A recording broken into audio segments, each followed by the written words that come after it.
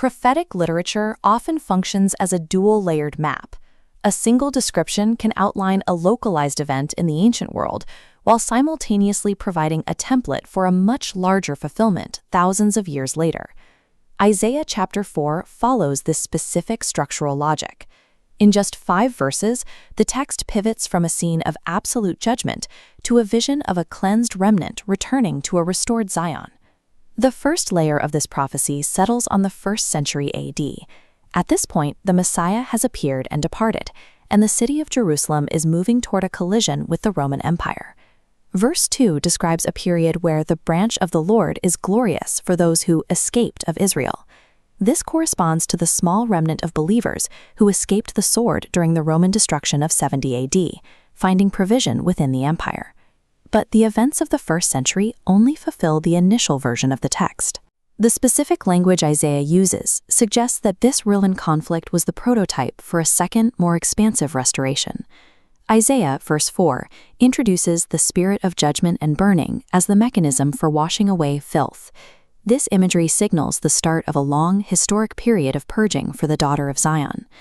The rationale for this judgment is echoed in the Gospel of Matthew, where Jesus warns that the city would face consequences for the righteous blood shed upon the earth, specifically referencing the killing of prophets and messengers. This verdict was carried out through the literal fire that consumed Jerusalem in 70 AD. The city was left desolate, and the spirit of judgment began an 1800-year sentence that stripped the population of their land. For nearly 2 millennia, the Jewish people were scattered through the Roman Empire and later across the world, living as a people in exile without a national home. This period of scattering culminated in the mid-20th century under the command of Hitler. The Holocaust resulted in the murder of 6 million Jews, an attempt to extinguish the lineage of Abraham that reduced the worldwide Jewish population by an estimated 50%. Even at this low point, the prophecy in verse 3 remained. A remnant would be left in Zion and remain in Jerusalem, preserved through the fire to eventually be called holy.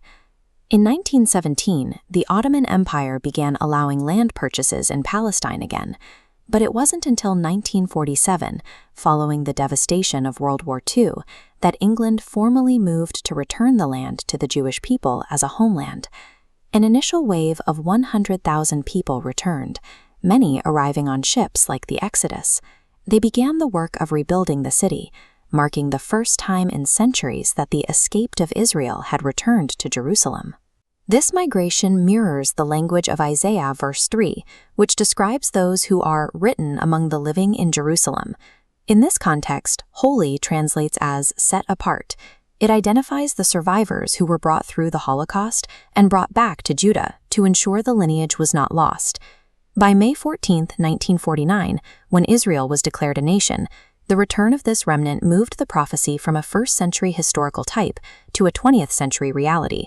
The new nation was immediately tested. In 1948, the Arab-Israeli War broke out, pitting a poorly equipped state against well-organized armies with modern weaponry. The Jewish forces faced a total blockade. Supplies were cut off, leaving the defenders with virtually no food, no water, and almost no means to resist. This scenario matches the crisis described in Zechariah chapter 12, where the Lord promises to seek to destroy all the nations that come against Jerusalem, making the weak as David. At the height of the conflict, the narrative of the war shifted unexpectedly. Multiple accounts describe well-equipped Arab delegations suddenly raising white flags and surrendering to vastly inferior forces.